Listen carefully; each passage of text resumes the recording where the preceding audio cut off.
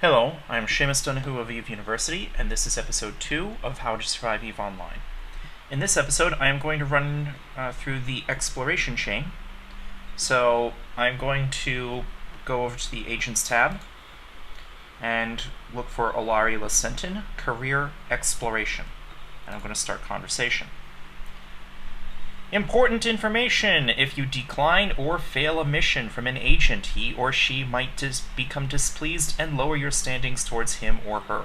You can decline, but not fail, a mission every 4 hours without penalty. That applies globally, so I'm not going to show this message again. Okay. So, cosmic anomalies.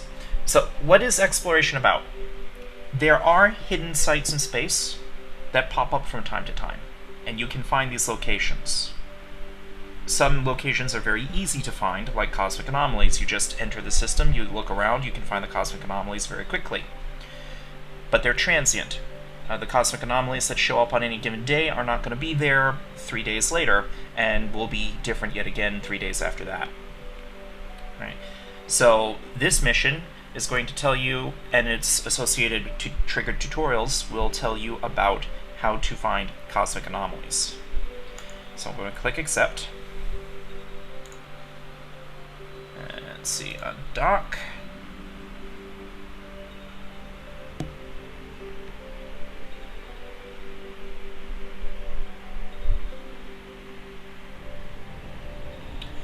Now here I am in space. And you may notice this vertical line passing all around your ship, and as it passes by, it scans for things. Right? And depending on your settings, it may or may not disappear, like just now.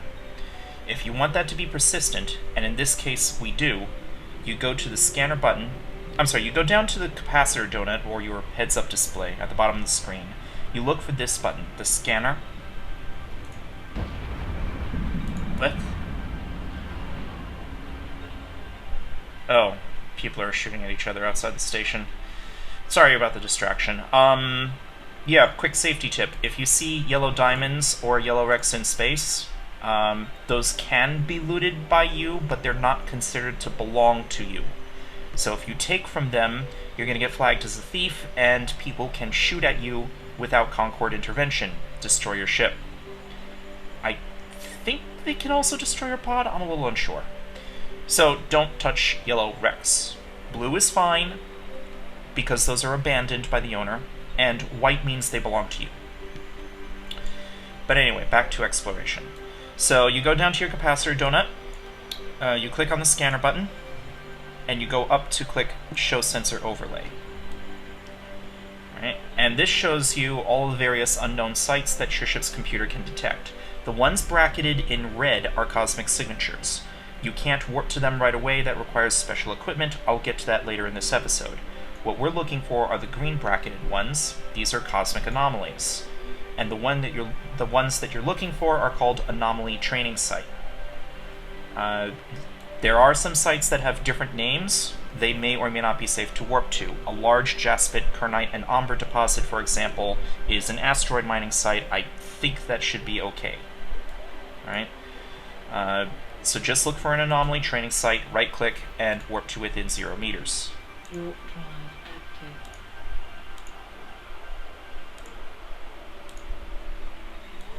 Remember, for this mission, you want an anomaly training site. And if you're in one of the tutorial hubs, which you should be if you just undocked from talking to the exploration career agent, the solar system should be filled with them. Should be pretty easy to find. If you don't spot them right away, pan your camera around until you see one. If it has a name like Serpentis such and such, or Blood Raiders such and such, don't warp to that. That's an actual honest-to-goodness cosmic anomaly, and you will have combat there with NPCs, who will likely blow up your puny rookie ship, which would not be good. So left-click the training container, and click Open Cargo. And your ship will approach the training container.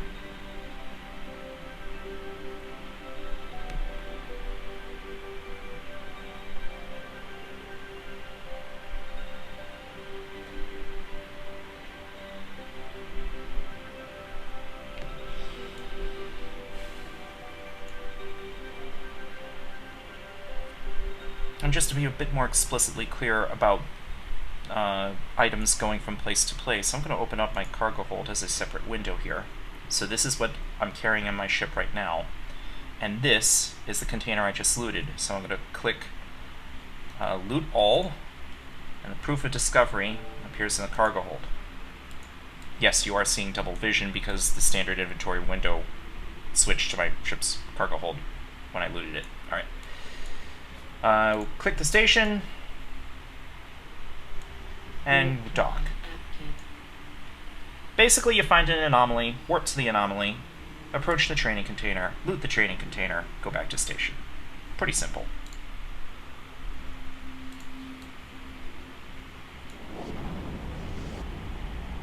If it were filled with NPC pirates, you would start shooting at the NPC pirates and then loot their wrecks afterwards. Or if it were an asteroid mining site, you would go there with a mining ship fitted with mining lasers, which I'll show you later in this series.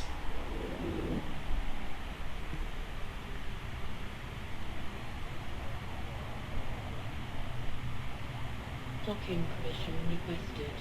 Docking request accepted. Alright, look for the agent that says accepted. Start conversation. Alright, so there's our proof of discovery in our cargo hold. Everything here is green check marks. So click complete mission. And we get money and a skill book as a reward. Right click the skill book and we can train that now. We can train that now to level 1. And yes, you want to switch skill training. Basically, if you just switch skill training without opening up the training queue, it's like you had injected the skill and then just dragged it in as the first slot here. We're going to request a mission. And this second mission is basically going to be a guided tour of the different types of cosmic signatures. Mostly this is just reading. I'm not going to waste your time with that, reading every single word that's shown to you. I'll let you do that on your own time. But I'm going to accept the mission. We're granted a Navitas frigate, but we don't need that right away, so I'm just going to close this. Before we continue, I want to go off topic here a bit. This mission we just did just gave us a lot of money. Prior to this, when you arrived in Clelonon, you only had a few thousand ISK. Now you've got 122,000 ISK because this mission gave you about 100,000 ISK as a reward. Now that you have some money, I want you to do something. I want you to go to the market. Here on the Neocom bar, you'll find the market icon, and if you're having trouble finding it here, you can go to the Eve menu, Business, Market, and left click on that. In either case, that brings up the market window. Let's make this a big window. Let's set the range filter to region. Let's turn off show only available, so this checkbox down here should be empty. You should be looking at the browse tab, and you're going to type in to the search field industry and press return. Left click on the search result, and what we have here are sell orders for the industry skill book. You're going to need the industry skill book for the next episode in this series, but the game does not supply it to you. You don't start off with this skill. So right click, buy this skill. You just need 1 copy. Right. Oh, by the way, you can sort prices. You can sort by price by left clicking the header. Alright, most of the prices here are the same, so you don't really notice a difference, but you left click on it to sort by that column, left click on it again to reverse the sorting order. For sell orders, you want to have the lowest prices at the top. Alright. Another thing you want to do with the market is go to your settings tab at the top of the market window and turn off display orders in low security systems. The 0 security systems you may as well leave checked on, because the market window, the market orders that you see are limited to a region. Right now I am in the region Verge Vendor. I cannot see market orders anywhere else in the universe, just the market orders in Verge Vendor. If I want to see the market orders in Metropolis, or Sync Liaison, or the Forge, I have to go jumping through Stargates till I get to that other region. the zero security systems are clustered into their own regions. So if you're ever in a zero security region, all the solar systems in that region are zero security. If you're anywhere else, none of the systems in that region are zero security. So you may as well leave this turned on. But low security systems, check that off, leave that blank. You don't want to accidentally buy something that's in low security space and then get blown up by other players while trying to collect it. But I've gone off long enough on that tangent. Right-click Industry, inject skill. Train now to level 1 is not an option because I already have the training window open. So let's just slot Industry in as the first skill, even before Survey, and click Apply. I apologize for going off on this tangent, but you will need Industry later on in the series. Back to Exploration. Let's click on Dock.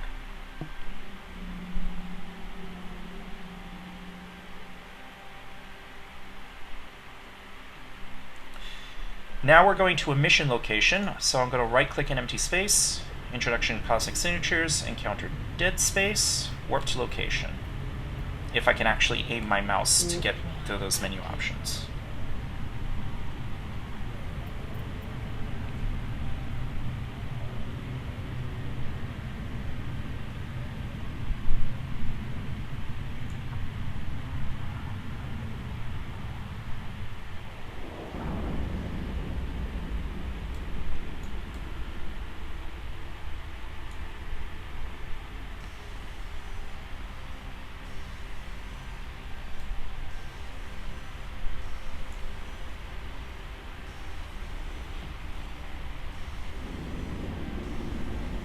Alright. So the game will throw text at you. When you actually play the game, you should go ahead and read through that. Not terribly important, but it gives you an introduction into what this stuff, into the lore about this stuff.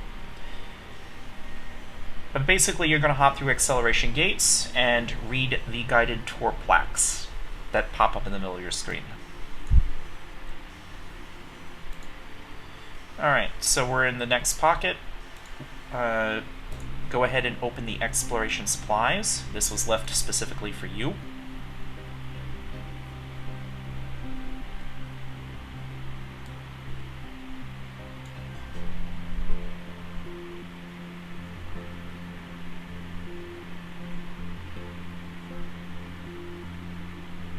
More text. Go ahead and loot all. Close the cargo hold. Let me make sure I'm clear of the cargo rig. Then right-click the acceleration gate and activate gate. Warp drive active. And it's going to show you what the 3 different kinds of cosmic signatures look like, namely the data sites, relic sites, and gas cloud sites.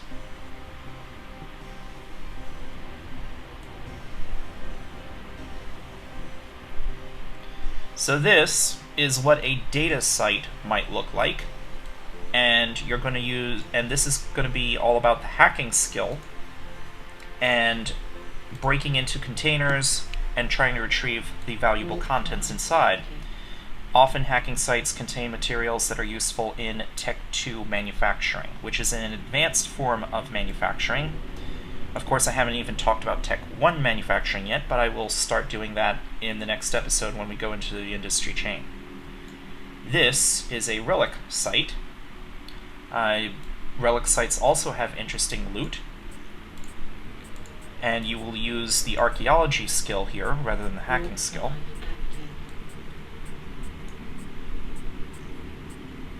And basically, relic sites also contain useful materials that you can sell on the market, which other players can make use of. And finally here, this is what a gas harvesting site will look like. And that is the end of the tour, and so I'm going to return to the station. Gas harvesting sites, you use gas cloud harvesting modules, which is a special type of mining module. And from known space, gas clouds are used to make boosters, or capsuleer performance-enhancing drugs. From wormhole space, gas clouds are used to make Tech 3 strategic cruisers, which are an even more advanced ship type, so it's even more complicated than Tech 2 manufacturing. Suffice it to say that any type of exploration site, if it's not just simply giving you ISK, it's giving you loot that can be used in some form of industry, or something that either yourself or another player can make use of in some other part of the game. So we're going to talk to the agent. We're going to complete the mission and request the next mission. And for the last 3 missions, I think it's 3 more missions. So the next 3 missions in this tutorial series will have us actually go scanning down cosmic signatures. Alright, those are the ones that you can't just warp to right away, the ones that you can't pin down right away. You actually need the special equipment that they gave you. So let's go ahead and click Accept. And I'm going to close the agent mission, the agent conversation window. Now I want to actually fit the equipment that we were given. That's not the fitting window button. Here's the fitting window button. If you're not sure which button is which, just mouse over it, and a tooltip will appear. Again, you can change the order of these buttons any way you like, so I can put the fitting window down here if I want, or I can just leave it in its default location, or I can move it up higher, whatever. Alright, okay, I'm pretty sure at this point that I want to change ships. Bellator's a nice ship.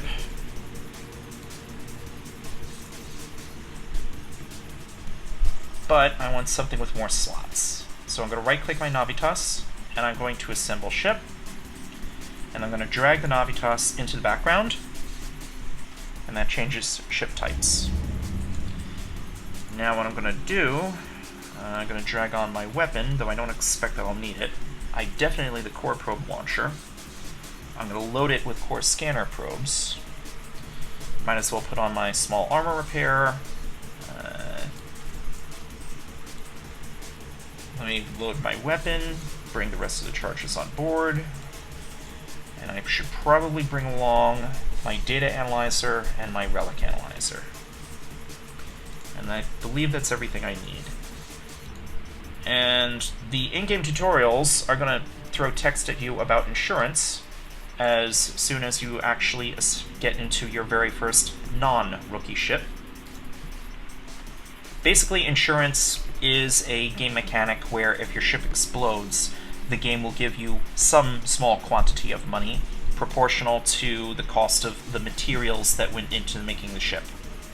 Insurance only takes into account the cost of making the ship itself, not the cost of anything else that you had on board, so just keep that in mind.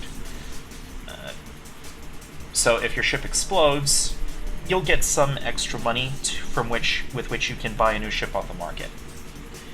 If you want to insure your vessel, left-click the ship, click the Insure button, read the terms, which are pretty short. If only real-world insurance policies were this short. Click Yes, choose a level of insurance, Platinum should be fine, and click OK. Alright, so I've paid 10,000 ISK, but if my Navitas gets destroyed for any reason, I'll get back 34,000 ISK. The insurance policy only lasts about, I think it's 12 weeks. Hold on, let me make this thing go away.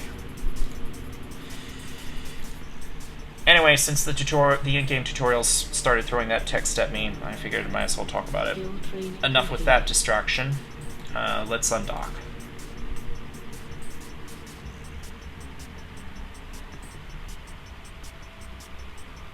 The absent-minded professor apologizes. Alright, so now we are in space. Alright, so what we are going to do, we're going to hit F10 to open the solar system map. Actually, the F10 opens up any map, whichever map happens to be active. Here's the world map control panel, and at the top is a button that toggles it to the solar system map. So here is a diagram of the current solar system that I am in, And here are tooltips indicating where the stations are, or in this case there's only one station, and where I am. I happen to be sitting right on top of the station. I'm going to open up the scanner window again. That's from the button to the left of the capacitor donut. And I'm going to click Probe Scanner. That brings up this window. Black on black. What a wonderful combination. Give me a moment. Escape. General settings. Easy theme selection. Swamp. Steel gray. Alright, close that. Now I can see the window. So here's the scanner window. And I'm going to click the launch pinpoint formation. And basically that launched all the probes out of my module. It launches 8 at a time. Right? And these blue spheres that you see here are the scan radii of the probes. Right? So on their current settings, this is the volume of space that the probes will sweep out. Right? The exact details of probe mechanics I will leave to a later video. Suffice it to say that you've basically got your own formation of probes here, and you want your probes to surround a target in order for you to be able to find it. Ideally, you want your probes to be around whatever red signals that you see. Here we've got a whole bunch of red balls, but we're going to change that in a moment. In your scanner window, in the top portion, you have a list of the probes that are deployed, as well as their current status. Right now they're all idle, and they all have a certain lifetime remaining. At the end of this lifetime, I think they will automatically return to your ship, and you have to reload them back into your probe launcher and launch them out again to continue making use of them. Usually this timer most comes into play for people who are flying cloaked ships that are trying to stay invisible. They do have to decloak in order to launch probes, in order to reload and launch probes before they can cloak up again. So when they're putting out probes, they are vulnerable. That doesn't apply to us. We're not cloaked, but we're also in high security space. Nobody's going to shoot at me here. Not unless they're really bored. So in the bottom portion here are a list of a bunch of signals that you can detect. There are 5 cosmic anomalies, and cosmic anomalies are automatically detected at full signal strength. The rest are cosmic signatures. We don't know exactly where they are. We only know approximately where they are, as indicated by all of the red spheres here. All right. So I'm going to go ahead and click Analyze.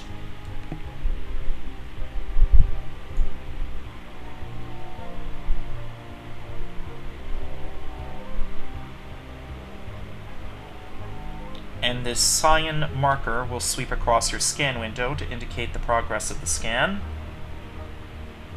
And when it is done, it will tell you what it found. And 2 of the cosmic signatures it has already found with a result of 100%. It knows exactly where they are now. I can right-click any of these and select Warp to within 0 meters. Alright. Or I can do something else. I can right-click and save location and record the name and location of this thing in space for future reference. If I wait too long, it may not necessarily be there anymore. These are exploration sites after all. I can still visit that location in space later. I'm just going to find empty space.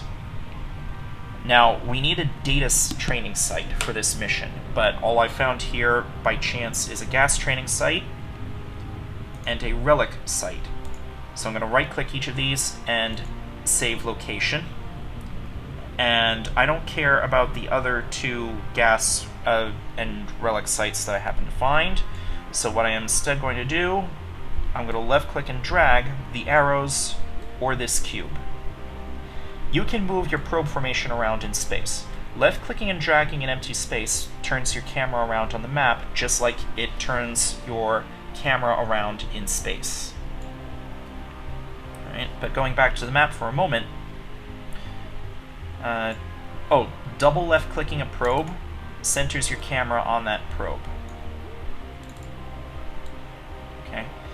So if I left click and drag an arrow, it will move the formation back and forth along that coordinate axis. Right.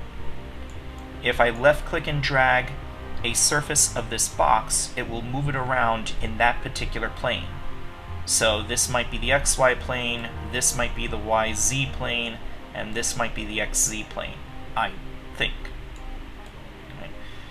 So when looking for exploration sites, when looking for cosmic signatures, you want to move your probe formation, all right, to sit on top of and to cover the red signals that you're seeing.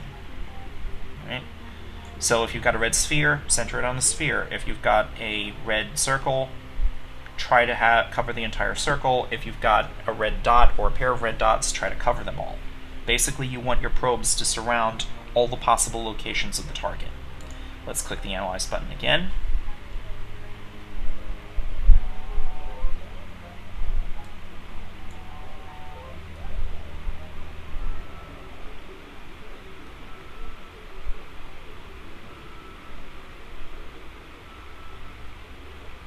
Alright, now I have a data training site, which is what we need for this mission. So I'm going to right-click this one, and I'm just going to warp to within 0 meters.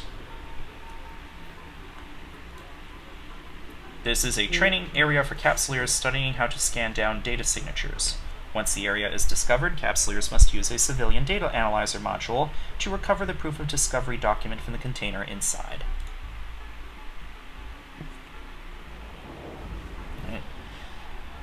By the way, I very much prefer to use the pinpoint formation, because if the center of my formation misses the target, I can more easily adjust what it is that I'm looking for.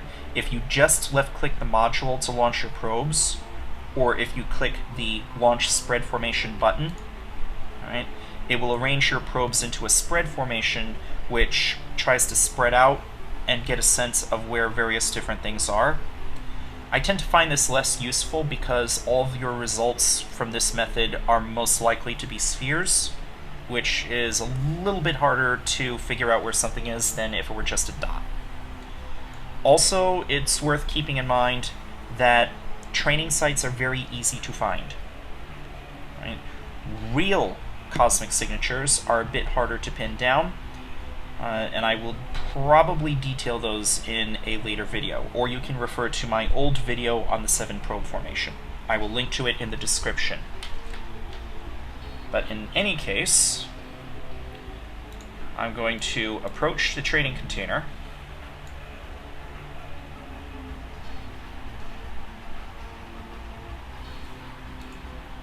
Control left click to target lock. And it's possible this other individual may open it before I do. I don't know if containers are only good for one person at a time. Yep, someone else is already trying to access this container. So that's no good. I gotta find another one.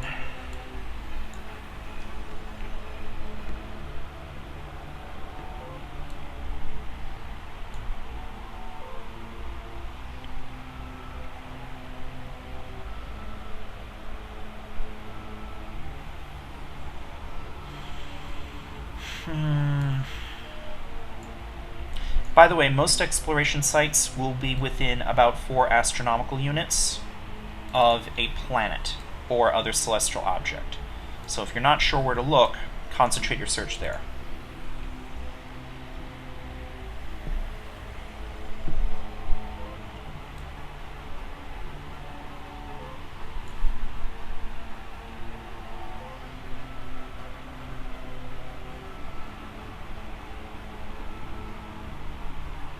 Alright, there are things of interest here, a couple of data sites, for example, but I spread out my probes too far. Alright, my probes are set to 16 astronomical unit scan radius, which is a bit too big. I need to narrow that down a little. So these 2 data sites, if I left-click one, control left-click the other, I can show both of them. They're pretty close together. Maybe I can try to find them at the same time. So I'm going to center my formation to be kind of near them. And I am going to left-click and drag an edge of one of the blue spheres and zoom it in. and scan again. It is worth noting that if you don't get a signal to 100%, then the location that it's being shown to you on the map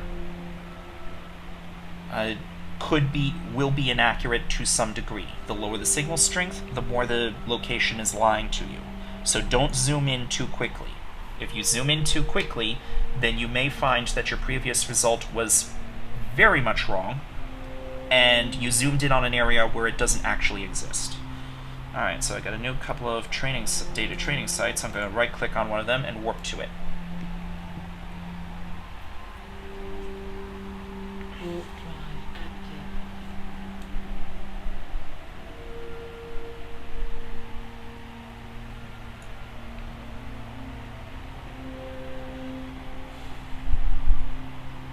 Alright, but basically with probe formations, the game has a probe formation pre-programmed for you. So if you just want to get started on scanning, you just click Launch Pinpoint Formation.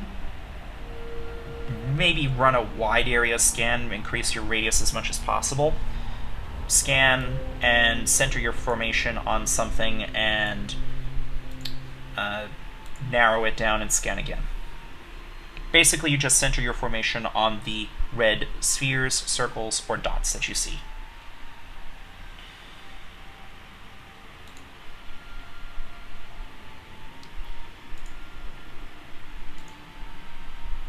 And the game is going to throw text at you about the hacking process, which I will not bore you with at the moment,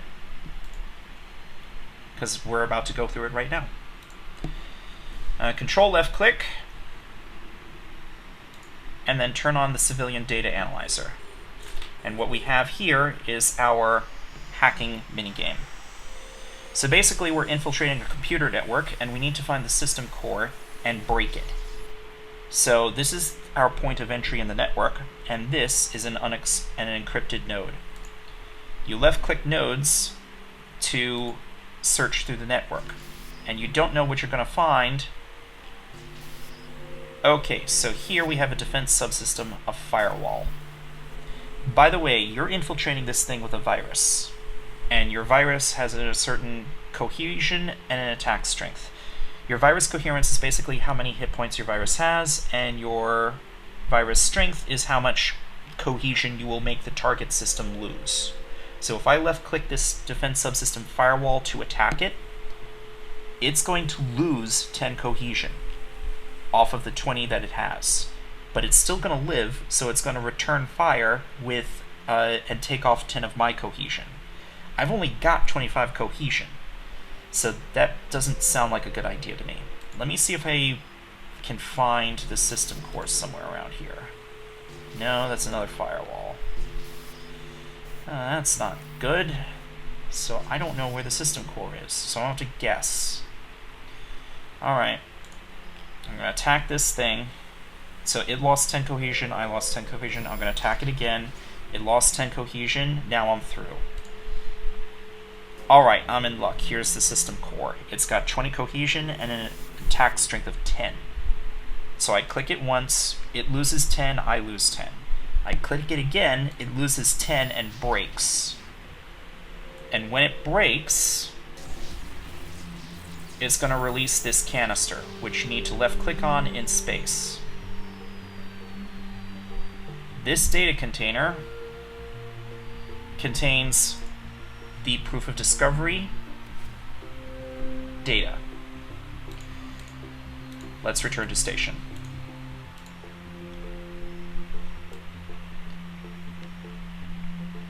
Warp drive active.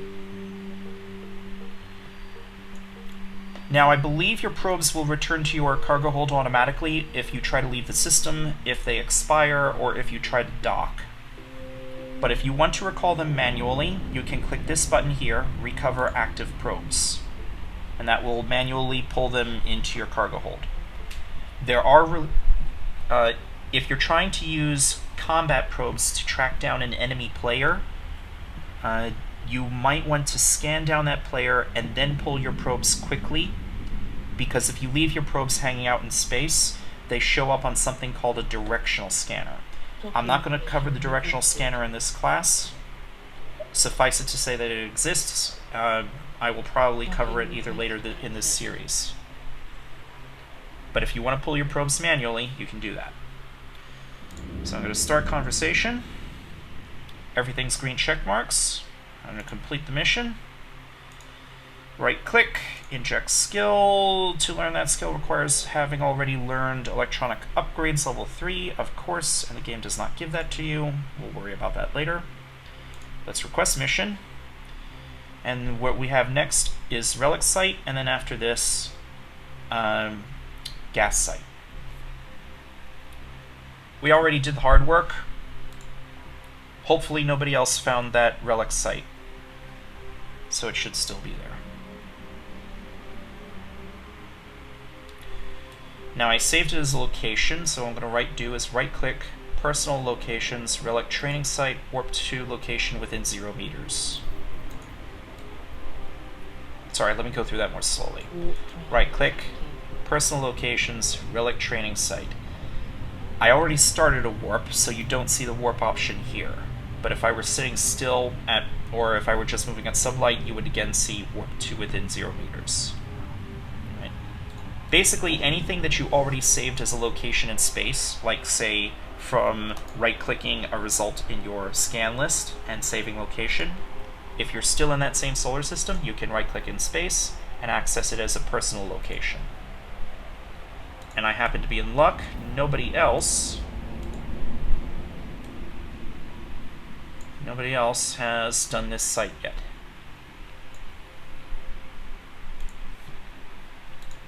Control left click the training container.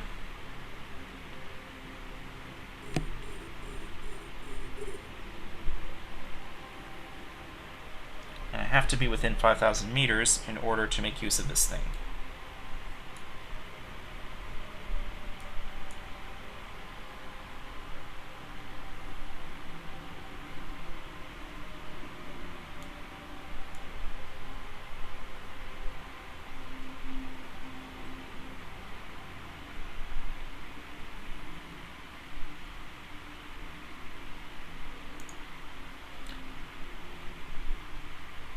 Alright.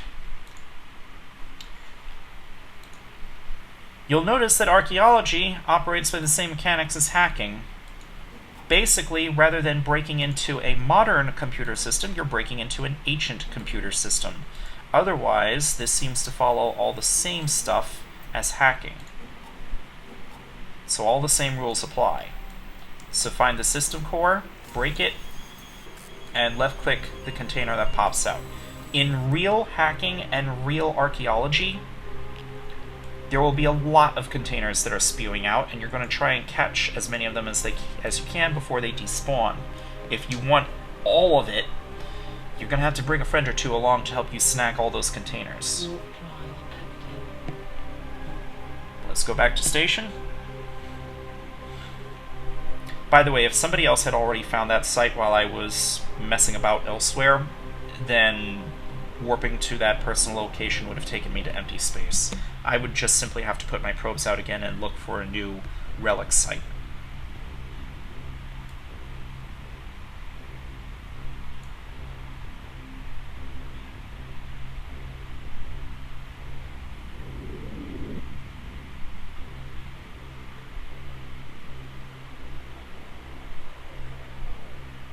Docking permission requested. Docking request accepted. Alright, start conversation, complete mission, request mission. We're given the archaeology skill book. Can we inject this? No. By the way, if you have a skill book, you can right-click, show info, and click on the prerequisites tab, and see what skills that you're missing. A green check mark means that you meet that prerequisite. A yellow circle means that you have the prerequisite skill, but not trained to a high enough level. X means that you do not have that skill injected at all. So now we need to find a gas site, but we already found a gas site earlier, if it's still there. Oh, by the way, for this mission, it will give you a proof of discovery pass key. Make sure you drag that into your cargo hold before you undock. Unlike the data and relic sites, there's no sort of analyzer module for this. it's not going to hand you a civilian gas cloud harvester or anything. So I'm going to right-click, gas training site, warp to location within 0 meters. And maybe it will still be there.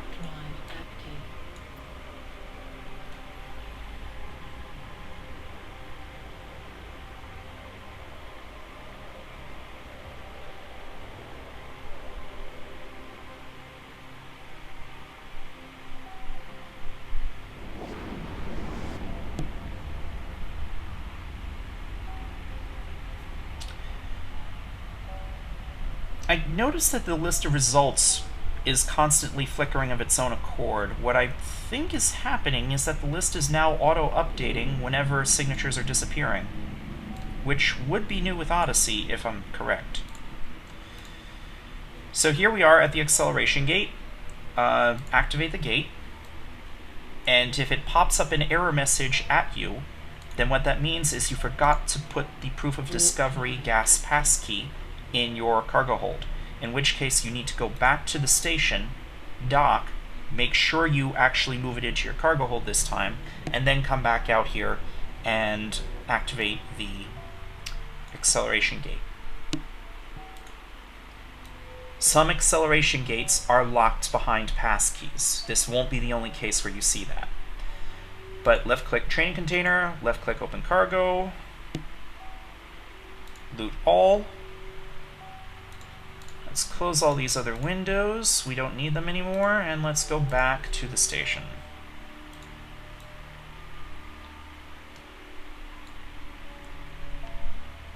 Warp drive active.